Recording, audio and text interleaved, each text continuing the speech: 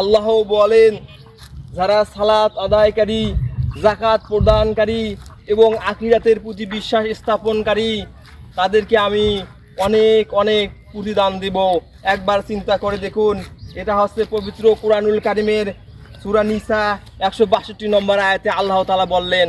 আল্লাহ তাআলা আমাদের এখানে কি বললেন, যে যারা সালাত আদায় করবে, যাকাত প্রদান করবে এবং আখিরাতের প্রতি বিশ্বাস স্থাপন করে, মৃত্যুর পরের জীবন যে একটা আছে, কবরের জীবন আছে, আখিরাতের জীবন আছে, সেই জীবনের প্রতি বিশ্বাস করবে, আমি তাকে অনেক প্রচুর প্রচুর প্রতিদান দেব।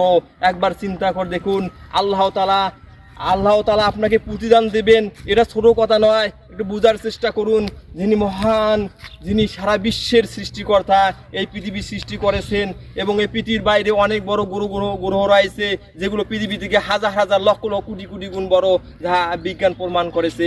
আমরা এগুলো জিনিস না বোঝার ভান করতেছি, আমরা কোথায় যেন হারিয়ে যাচ্ছি, আমরা ইন্টারনেটের জগতে হারিয়ে যাচ্ছি। শয়তান আমাদেরকে বিভ্রান্ত করতেছে, পথভ্রষ্ট করতেছে। একজন মানুষ কতদিন পৃথিবীতে বেঁচে থাকে? সর্বোচ্চ 100 বছর।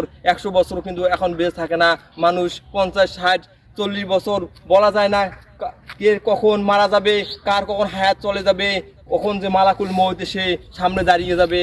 আসুন আমরা এই কথাগুলো বোঝার চেষ্টা করি। আমরা তো সালাত আদায় করি না, অনেকে রয়েছে সালাত আদায় করে না, বেমালুম হয়ে আছে, তারা সালাতের প্রতি উদাসীন হয়ে আছে। আর যাকাতের কথা কি বলবো, যাকাত তো দিতেই চায় না মানুষ, তার সম্পদ কমে যাবে এই ভয়ে যাকাত দিতে চায় না। কিন্তু আল্লাহ তাআলা বলছেন, তার সম্পদ আমি বৃদ্ধি করে দেব। এবং যে ব্যক্তি আখিরাতের প্রতি বিশ্বাস স্থাপন করে, সে কখনো অন্যায় কাজ করতে পারে না, তার দ্বারা অন্যায় হতে পারে না, সে মানুষকে ঠকিয়ে দিতে পারে না, সে ওজনে কম দিতে পারে না, সে ব্যবসায় ভালো মালের সঙ্গে খারাপ মাল মিশ্রিত করতে পারে না, তার দ্বারা কখনো খারাপ কাজ হতে পারে না। সে ভয় করবে মহান আল্লাহকে, সে ভয় করবে সেই মহান স্রষ্টাকে, যিনি সৃষ্টি করেছেন তাকে ভয় করবে, সে আল্লাহ সুবহানাহু ওয়া তাআলাকে ভয় করবে। আপনি যদি আল্লাহ তাআলাকে ভয় করেন, তাহলে আল্লাহ তাআলা আপনার প্রতি অনুগ্রহ বাড়িয়ে দেবেন, রহমত বাড়িয়ে দেবেন, বরকত বাড়িয়ে দেবেন। কিছু লোক দেখা যায় সমাজে 1 লক্ষ টাকা ইনকাম করে, কিন্তু তার সংসার চলে না, তার অভাব অনটন চলেই আছে, তার কি হয়, বরকত নেই। আবার কিছু লোক দেখবেন যে অল্প টাকা ইনকাম করতেছে, সেখানে সে সুন্দরভাবে চলতেছে, সুন্দরভাবে খাচ্ছে, চলছে, সেখানে সে আল্লাহ তাআলার বরকত বাড়িয়ে দেন। ভাই, বরকত খুবই এমন একটা জিনিস, যেটা বোঝার চেষ্টা করুন। আল্লাহ তাআলা যদি বরকত দান করে, তাহলে আপনি লাভবান হতে পারবেন। ফিরে আসি সেই সত্যের পথে, ফিরে আসি সেই আল্লাহ তাআলা পবিত্র কুরআনুল কারীমে সূরা নিসার যে আয়াতে আমরা এই বাংলা অনুবাদ করলাম, এখানে কি বললো আমরা বোঝার চেষ্টা করি। ফিরে আসি সেই কল্যাণের পথে।